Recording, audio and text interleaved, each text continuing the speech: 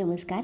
चला तर हिवाळा सुरू झालेला आहे आणि सगळ्यांच्याच घराघरामध्ये वेगवेगळ्या प्रकारच्या हेल्दी पौष्टिक अशा लाडूंच्या रेसिपीज तयार व्हायला लागल्या असतील. पण आज मी तुमच्यासोबत अशा हेल्दी अशा लाडूची रेसिपी शेअर करणार आहे की जे बनवायला अगदी सोपे आहेत. अळीवाच्या लाडूंची रेसिपी आज मी तुमच्यासोबत शेअर करते. खूप जास्त हेल्दी गुणकारी असा अळीव किंवा हिंदीमध्ये त्याला हलीम म्हणतात. अगदी लहानांपासून मोठ्यांपर्यंत किंवा मग बाळंतीण असो किंवा मग ब्रेस्ट फीडिंग मदर असो, म्हणजे ज्या स्तनदा माता आहेत त्यांनासुद्धा दूध वाढीसाठी हे अळीव खूप जास्त फायदेशीर ठरतं. तर अळीव असं कच्चं खाल्ल्याने थोडासा उग्र वास येतो आणि मग ते जास्त प्रमाणात खाल्ल्या जात नाही.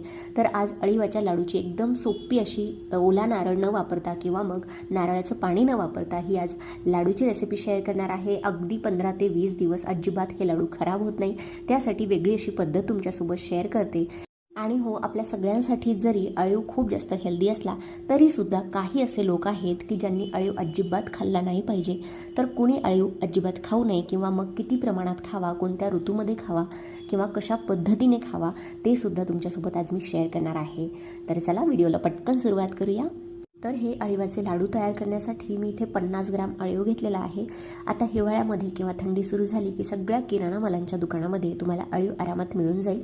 अशा पद्धतीने अळीव दिसतो, बघू शकता. त्यानंतर आपण गॅसवरती एक कढई ठेवलेली आहे आणि कढईमध्ये फक्त आपल्याला पाव चमचा तूप घालायचं आहे. तूप हलकंसं वितळलं की लगेचच आपण त्यामध्ये 50 ग्रॅम किंवा अर्धी वाटी घालतोय अळीव.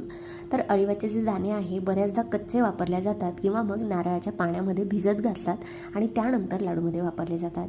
पण नारळाचं पाणी किंवा ओला नारळ वापरला की मग लाडूना 3 ते 4 दिवसातच खराब होण्याचा किंवा थोडासा खवट वास त्याला येतो, बुरशी लागू शकते. म्हणून आज आपण ओला नारळ किंवा नारळाचं पाणी मध्ये अजिबात वापरणार नाही आहोत.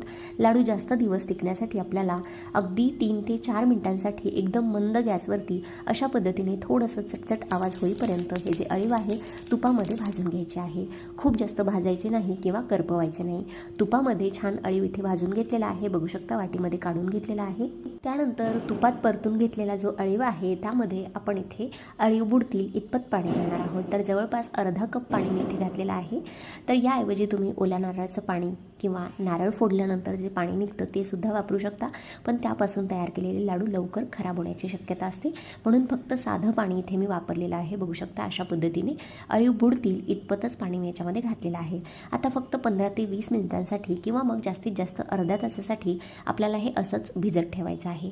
त्यानंतर सगळ्यात अगोदर मी सुरुवातीलाच व्हिडिओमध्ये सांगितल्याप्रमाणे आज आपण या अळीवाच्या लाडूमध्ये ओला नारळ अजिबात वापरणार नाही आहोत.